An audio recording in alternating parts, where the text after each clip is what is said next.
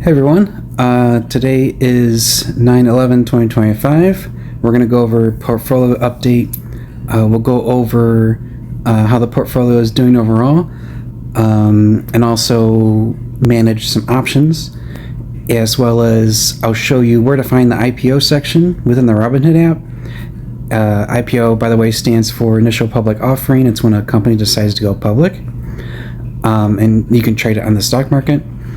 And I'll show you the bare minimum investigation you should do when looking at an IPO.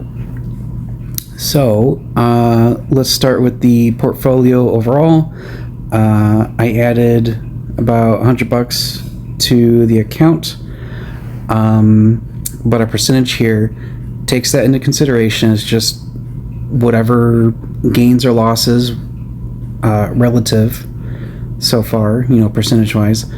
So it's down 0.36% today at this moment, so pretty flat. Up a little bit the past week, slightly up past month, 3% up past 3 months, and for 2025 we're up 6.27%. That's great because anything north of, say, about 4% means that we're beating some of the best savings account rates out there. So, if you had to decide whether to park your money in a savings account or invest in the stock market, according to this percentage, it would be better to put it, at least some of your money, into the stock market, because you're going to get better returns compared to a savings account. Go back to 1 day. Okay. Next, let's look at IPOs. So to find that, you can click on the little magnifying glass, search for IPO. Done. See that little pill shape up there called IPO Access? We'll click on that. Okay, so here we have the section called In Flight, which means these companies are gearing up, going to become public. So right now we have Pattern, PTRN, $13, $15, the estimated range of what they'll be listed as when they go public. And you can click on any of these to check them out. We got StubHub, Via, and Gemini. So these are upcoming. And then we have launched. So by most recent ones, we have Figure, Klarna, Bullish, Figma, Circle.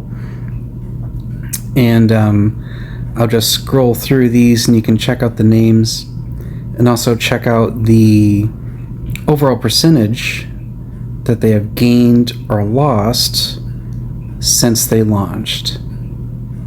Some of these launched a while ago.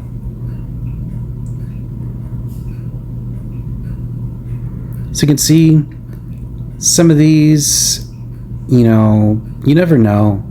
It could be a huge loss, it could be a huge gain. It's usually how these go with these IPOs, these new publicly traded companies.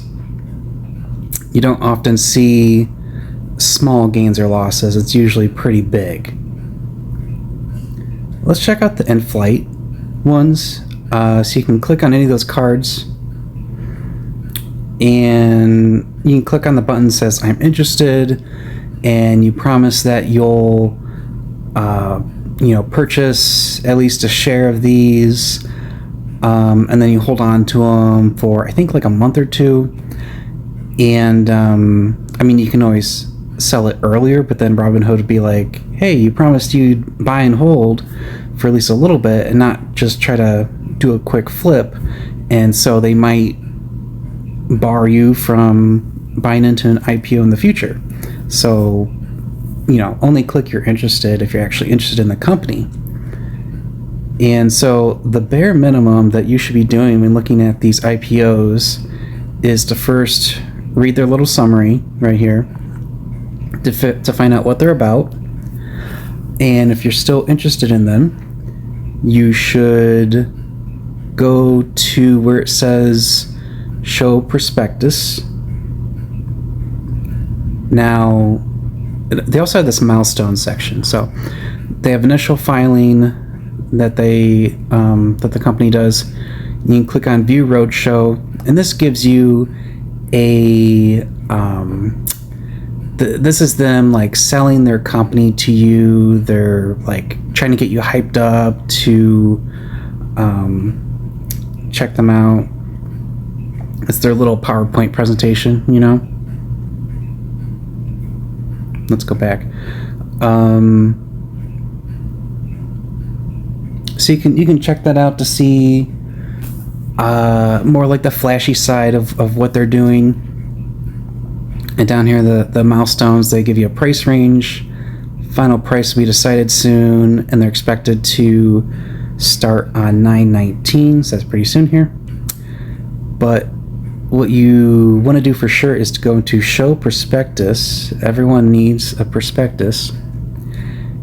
And, you know, ideally you would read the whole thing, every single word, but really what you absolutely bare minimum need to do is find the word risk.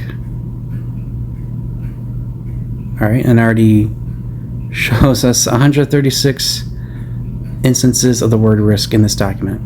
So it says here, see the section titled Risk Factors, beginning on page 20. Okay, let's click on page 20. Here we go. They have a whole section called Risk Factors. Every company will have this. I highly recommend you check it out, the risks related to their business. And you can see right here in bold, italicized, our revenue is dependent upon maintaining our relationship with Amazon and other marketplaces, and our failure to do so, or any restrictions on our ability to offer brand partners products on Amazon and other marketplaces, could have an adverse impact on our business, financial condition, and results of operations.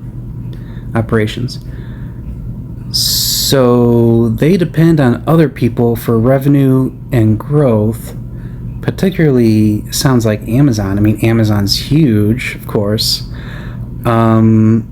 But, you know, for some reason, if Amazon banned them from operating, you know, or, you know, something crazy like that, then that's not good for the business. It's kind of like they're putting all their eggs in one basket. So definitely check out the section called risks, and every company will have this. And so that can really define whether or not you want to invest in that company, especially if you're going to invest a large amount of money, which, you know, don't put your eggs all in one basket. Just invest a little bit if you want, but try not to do it all in one company. So, big long document. You can see the word risk highlighted in lots of places. So it's something they always need to disclose. And of course they talk about money, you know, how their business is doing. And, you know, they always say stuff like past performance does not reflect future performance, blah, blah, blah, how much debt they have, their revenue, things like that. It goes into lots of details. And if you're just browsing, you could just kind of go through, look at their charts, just get an idea of how their business is doing. And they have some pretty PowerPoint looking things that you could check out. But bare minimum, just check out the risk section and see if you're comfortable with that.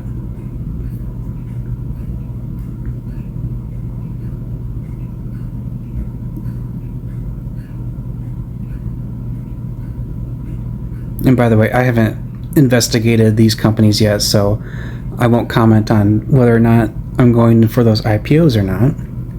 But also on a related note, I will say that I saw on the news that Angel Studios recently went public. So how they did that was they merged with a blank check company. So the blank check company was already public and trading and stuff like that. And then Angel Studios bought them, merged them. So now it's trading under ANGX, which, if you don't know, they're a like a media company, streaming service. They focus on like family and Christian shows, and they're now public. So I bought a few shares. Now they don't have a whole lot of content right now, but it is its own little niche. So I went ahead and bought it because, some people prefer either, Christian focused media, or perhaps they want more like family focused things where it's like they can subscribe to a service and not have anything shocking or nasty pop up like you might find on like a Netflix or Amazon Prime or something like that. Especially if you have kids. So I think it's a nice little niche, and it's cheaper to get into it with this once it's public, instead of like their initial pre-public money raising things where you had to spend like at one point, I don't know, like a few $1,000s to get into it, or a few $100s to get into it later on. So I spent about $50 to get into it, which is a small investment. So that's another IPO for you that was not listed. I don't think it was listed in those IPO list. Probably because they did it through like a merger of a blank check company, and the company started in, I think, 2021. So it just wasn't in that list. But now we're going to look at options. So you can see my pending orders here. I have some options I want to manage. Positions held. These are the ones that I currently own. Here's my list. Okay. So first things first, these ULTY options, no one's biting. I don't know why, because there's enough interest. There's just no things executing right now. So what I'll do is I'll pick 2 of these ulti options and just cancel them, and then put a new sell another call further out in the date. So for example, these 919s, I'll just pick one of these. Let's replace it. Actually, it wants to replace it the same expiration date, which I don't want. So I'm going to cancel it. Alright, cancel. Let's view my options. I already own 100 shares of this, so I have it set to sell and call. I was looking for September 19th, but no one's trading. So let's go out a week. Let's check out the $6 strike price.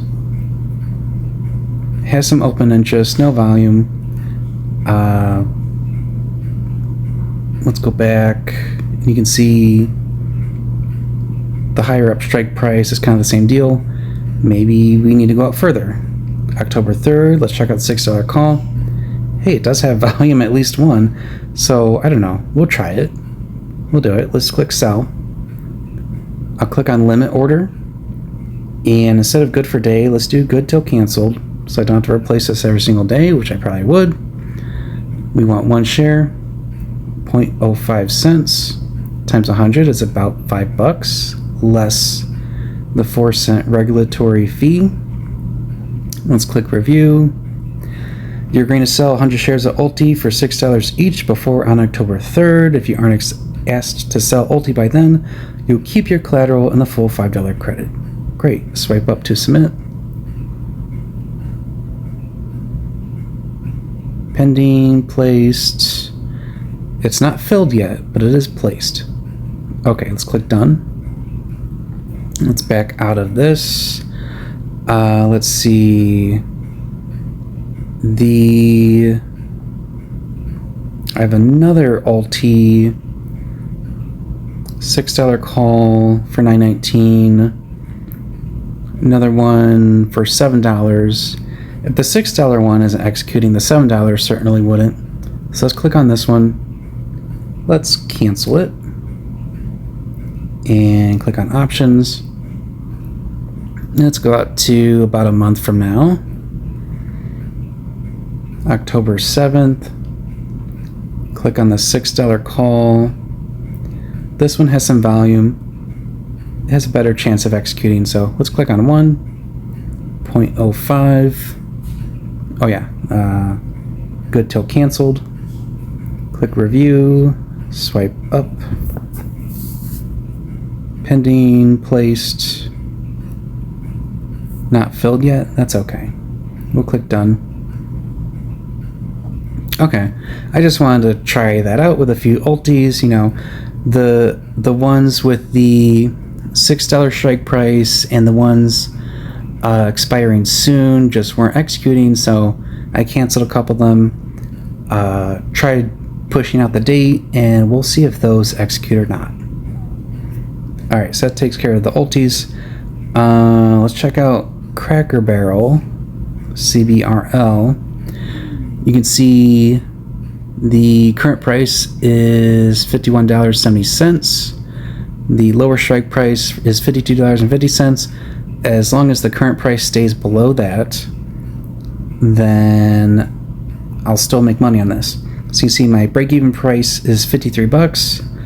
So just monitoring this position, I'm still good. So still good on Cracker Barrel. Great. And let's check out TLT. Now this one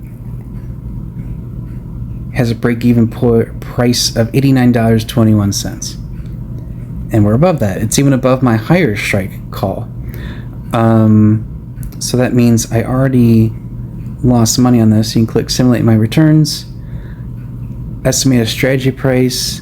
It's going to cost me about $60 to buy this back. And you can see as this rises, this will reach a max loss of about $78, $79. So it cost me like about $20 to get into it. Sorry, no. I received about $20 to get into it. But if I want to buy it back, I would have to pay about $60. So I lose about $40 overall on this deal. Although I could always put in another call credit spread further out to kind of recoup my losses. So that's what I will do. I'll close it. Yeah, we'll just do whatever they said, 59 cents. Sending order, pending, placed.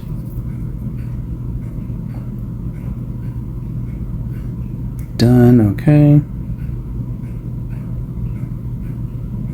Hopefully they'll let me close it. I also have another one for $90.91. So this one, I'm already past my break-even price. I'll click trade, close, swipe up.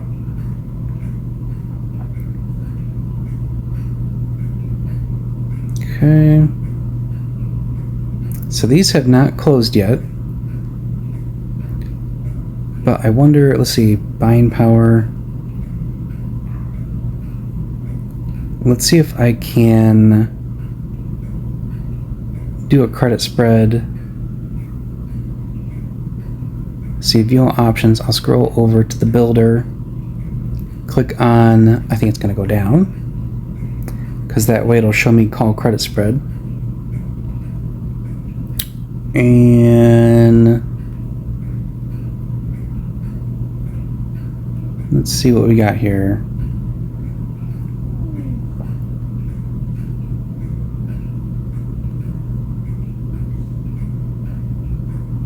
And this one's not bad. So you can see we have $90.24 is what the price is now. If this rose 1%, I'd be break even. And if it kept going, I would lose a total of $37. Max profit $13. And this is a week from now. So we click on one. For this limit order thing, I think I'll just have it good for day.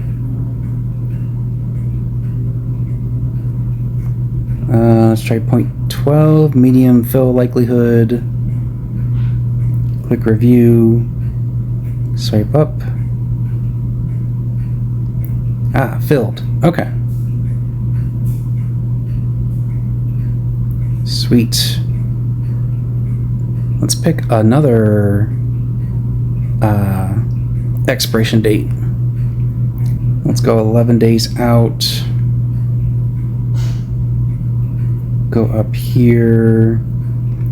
Little higher strike price. A little safer. Gives us a little more room for this to go up or down. Click continue. One spread. Review. Swipe up. Placed. Awesome. Okay.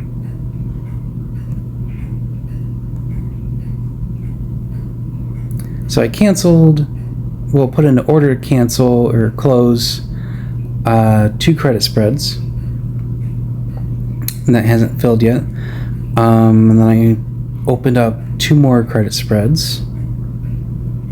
Probably not as much money made opening up those original spreads, but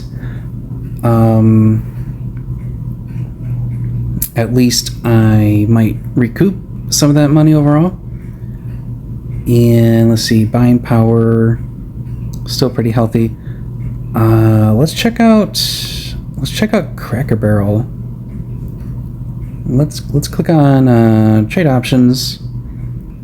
Say it's going to go down. Call credit spread. A lot of volatility around this stock, so hopefully we'll still be able to profit from these elevated premiums that you receive for opening up these call credit spreads. So 36 days from now, what can we do here?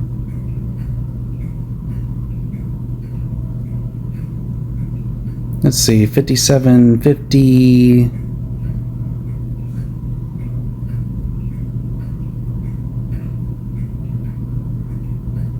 It would have to move up a lot before it breaks even.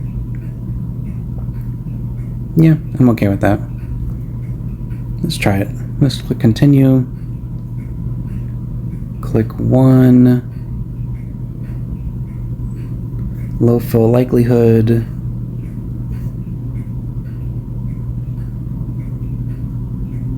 So quite a difference between 45 cents and 50 cents, but let's try 45 cents. High fill likelihood. Click review. Oh, not enough buying power. I wonder if it'll let me do 50. No. Okay. So actually, that's okay. Not enough buying power. We're not going to do that, but you know, you might want to check out Cracker Barrel because it's still high volatility right now. And you might be able to make a little profit on that. So that is my portfolio so far, and how to use the Robinhood app to manage some options and how to find their IPOs and stuff like that. So thanks so much for watching. Please like this video, subscribe, and I'll see you next time.